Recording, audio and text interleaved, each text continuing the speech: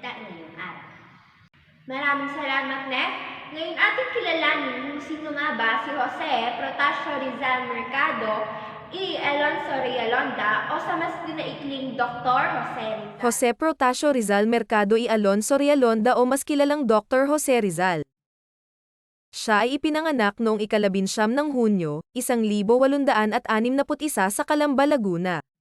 Anak ni Teodora Alonso Realonda at Francisco Rizal Mercado. Si Rizal ay ikapito sa 11 na magkakapatid na sina Saturnina Rizal, Pasiano Rizal, Narcisa Rizal, Olympia Rizal, Lucia Rizal, Maria Rizal, Concepcion Rizal, Josefa Rizal, Trinidad Rizal at Soledad Rizal.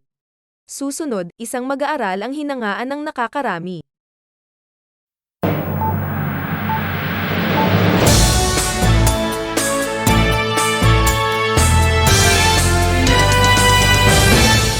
Nagbabalik, isang mag-aaral ang siyang hinangaan ng nakakarami. Nagsilbing unang paaralan ni Rizal ang sariling bahay na si Doña Teodora, ang una niyang guro. Si Rizal ay nag-aral sa Ateneo Municipal de Manila, kasunod nito ang pag-aaral niya ng medisina sa Universidad ng Santo Tomas sa Manila. Umalis si Rizal ng bansa at ipinagpatuloy ang pag-aaral sa Universidad Central de Madrid sa Madrid, Espanya. Alam mo ba? Mayroon si Rizal na kakayahang makapagsalita ng 22 na lengguwahe.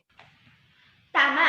Kayang magsalita ni Dr. Jose Rizal sa mga lengguwaheng Arabic, Catalan, Chinese, English, French, German, Greek, Hebrew, Italian, Japanese, Latin, Malayan, Portuguese, Russian, Sanskrit, Spanish, Tagalog, Ilocano, Cebuano, Alaman at Dipongo. narito ang iba pang kakayahan ni Dr. Jose Rizal. Si Rizal rin ay magaling bilang isang manunulat, makata at nobelista. Para naman sa usapang sports, ating alamin kung anong kayang gawin ni Dr. Jose Rizal. Si Rizal rin ay magaling bilang isang manunulat, makata at nobelista. Take a minute! Maraming naging karelasyon si Dr. Jose Rizal, ngunit isa lamang ang pinalad at iyon ay si Josephine Bracken, isang Irish girl. At nagkaroon din sila ng isang anak na lalaki na nabuhay lamang sa 11 Itinatag ni Rizal ang samahang La Liga Filipina na naging daan upang mabuo ang samahang katipunan, na pinamunuan naman ni Andres Bonifacio upang simulan ang himagsikan sa pagitan ng Espanyol at Pilipino. Susunod, Dr. Jose Rizal hinuli at kinulong?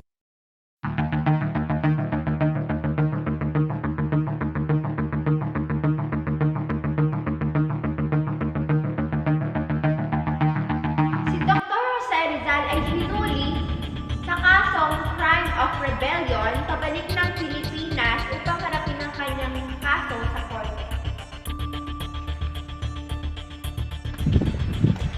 Ukol dito si Rizal ay nakulong ng ilang araw at bibigyang parusa sa pamamagitan ng firing squad.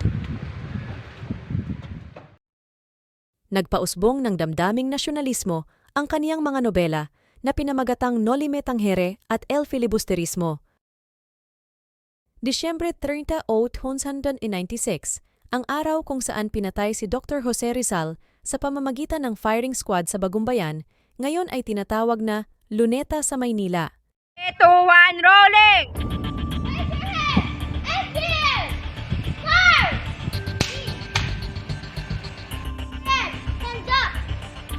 It is done. Mahirap man isipin, ngunit sariling buhay ang binuwis ni Dr. Jose Rizal upang sambayanan ay mailigtas. Maraming salamat sa Abangan ang ibang talakayan dito lamang yan sa Balita Pang-Kaalaman. Dito lamang yan